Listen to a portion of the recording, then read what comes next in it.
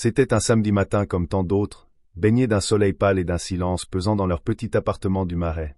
Anaïs enfilait lentement son legging noir, ses gestes encore engourdis par la fatigue et l'habitude. Depuis 6 mois, elle et Thomas s'étaient inscrits ensemble à des cours de yoga. C'était son idée à lui. Pour se reconnecter au corps, à la respiration, au moment présent, disait-il. Elle avait souri, l'avait suivi, parce que c'était ce qu'on faisait quand on aimait. Parce qu'elle aimait Thomas depuis 3 ans, d'un amour doux. Mais ce matin-là, alors qu'elle attachait ses cheveux en queue de cheval et qu'il sortait de la douche, torse nu, cheveux encore mouillés, elle sentit quelque chose de différent. Pas dans ses gestes à lui, non. Toujours tendre, toujours lent. Mais dans son regard. Il évitait le sien, comme s'il savait qu'elle savait, sans que rien n'ait été encore dit. Sur le chemin vers le studio de yoga, ils marchèrent côte à côte, mais l'espace entre eux paraissait immense. Anaïs ne disait rien. Elle observait. Les messages qu'il tapait trop vite en détournant l'écran, les silences prolongés, les excuses de dernière minute. Et surtout, la manière dont il regardait Camille, leur prof de yoga. Camille. Le genre de femme qui semblait faite de vent et de feu à la fois. Cheveux bruns en chignon désordonné, voix grave et chaude, silhouette fluide. Elle ne parlait pas, elle chantait presque. Elle ne bougeait pas, elle dansait. Et Anaïs avait vu, dès le premier cours, la manière dont Thomas la fixait pendant les postures. D'abord, elle s'était dit que c'était normal. Camille était belle, magnétique. Mais au fil des semaines, les regards étaient devenus des sourires, puis des mots échangés à voix basse, des lingeries qui s'attardaient après le cours, des je reviens de Thomas qui duraient 15 minutes. Anaïs avait tout vu. Et elle avait attendu. Pas parce qu'elle était naïve, mais parce qu'elle voulait être sûre. Parce qu'elle ne voulait pas briser 3 ans d'histoire sur un simple doute. Jusqu'à ce soir d'avril, où Thomas rentra à 23 heures, l'odeur de patchouli sur la peau, un air détaché, presque joyeux. Camille nous a invités à son atelier privé samedi soir, ça te dirait? Anaïs avait répondu oui. Elle avait dit oui avec le calme glacial de celles qui préparent leur vengeance avec le sourire. Le samedi venu, elle s'habilla comme on part à la guerre. Robe fluide, dos nu, yeux soulignés d'ombre, lèvres rouges. Elle voulait qu'on la voie. Qu'on n'ose pas l'effacer. Le studio était baigné de bougies, de musique lente, de tapis disposés en cercle. Camille les accueillit avec un sourire qui lui donna la nausée. « Vous êtes si beaux tous les deux », avait-elle dit. Anaïs répondit d'un sourire identique. Le cours débuta. Les postures s'enchaînaient, chien tête en bas, cobra, guerrier. Et au centre, Camille, qui corrigeait les positions, posant parfois ses mains sur les hanches de Thomas, l'ajustant avec une intimité masquée par la pédagogie. Anaïs la regardait faire. Et soudain, elle comprit. Ce n'était pas juste une aventure. C'était une histoire. Peut-être même une passion. Camille se pencha vers Thomas, et leurs regards se croisèrent avec cette intensité coupable que seuls les amants partagent.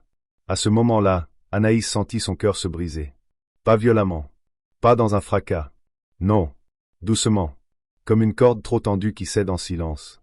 Après le cours, Camille proposa une tisane. Thomas accepta et Anaïs refusa. Elle sortit marcher dans la nuit. Elle ne pouvait pas rester. Elle ne voulait pas l'affronter, pas encore. Elle voulait qu'il comprenne seul ce qu'il venait de perdre. Le lendemain matin, elle fit ses valises. Elle partit sans crier, sans pleurer. Juste un mot sur le lit. Je savais. Depuis le début. Profite bien de ta spiritualité. Thomas la rappela 20 fois. Elle ne répondit jamais. 2 semaines plus tard, elle reçut un mail de Camille. Une lettre longue, confuse, mêlée de culpabilité et de justification. Camille disait qu'elle ne voulait pas tomber amoureuse, que ça s'était imposé à elle, qu'elle avait essayé de résister. Elle disait qu'elle admirait Anaïs, qu'elle ne voulait pas lui faire de mal. Anaïs ne répondit pas. Ce n'était pas nécessaire. Le silence, parfois, est plus violent qu'un cri. 6 mois passèrent. Anaïs reprit sa vie.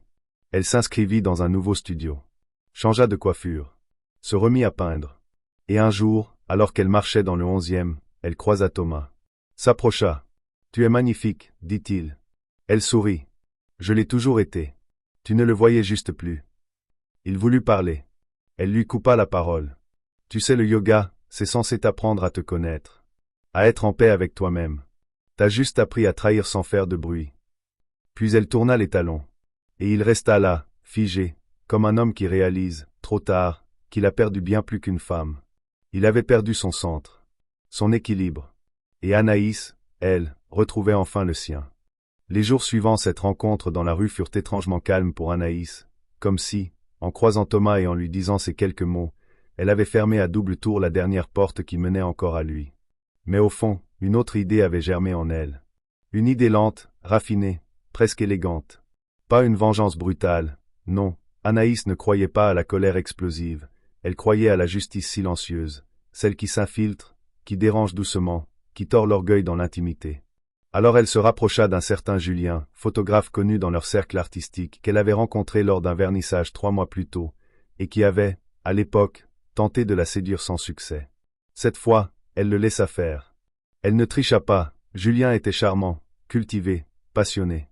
Mais elle savait aussi que Camille l'avait toujours convoité en secret, sans jamais réussir à attirer son regard. Ce fut un samedi soir que tout bascula. Julien l'invita à un gala très sélect dans une galerie du 3e arrondissement. Robe noire, dos nu, rouge à lèvres vermillon. Anaïs entra à son bras comme une muse en pleine renaissance. Camille était là. Bien sûr. Invitée en tant que artiste spirituelle d'un atelier bien-être sponsorisé. Le regard qu'elle lança à Anaïs lorsqu'elle la vit accrocher doucement son bras au cou de Julien, rire à son oreille, poser une main légère sur sa poitrine, fut un mélange parfait de choc et de douleur maquillée. Anaïs ne détourna pas le regard. Elle sourit. Lentement. Presque tendrement. Comme si elle lui disait, « C'est à mon tour maintenant ». Ce soir-là, elle ne fit rien de plus. Elle laissa Camille bouillir de jalousie, Thomas probablement chez lui, seul, regardant des stories qu'on lui avait sûrement envoyées. Mais une semaine plus tard, Julien organisa un shooting privé. Et il proposa à Anaïs d'être son modèle. Elle accepta. Mieux, elle proposa que le shooting se déroule dans l'ancien studio de Camille, celui qu'elle avait quitté pour ouvrir un centre plus grand. Anaïs connaissait encore le code. Le décor était parfait, murs blancs, baies vitrées, lumière crue. Anaïs se déshabilla partiellement, enfila une robe fluide fendue jusqu'à la hanche, et se laissa diriger par l'objectif. Julien capturait chaque regard, chaque pli de tissu, chaque tension dans son dos cambré. Et au moment de poser dans une posture de yoga volontairement suggestive, Anaïs murmura « Envoie-lui celle-là, je suis sûr qu'elle saura apprécier l'ironie. » Anaïs, dans le même studio qu'elle, dans une posture qu'elle lui avait autrefois apprise, les yeux clos, les lèvres entr'ouvertes, le dos en tension, vivante. La réaction ne tarda pas.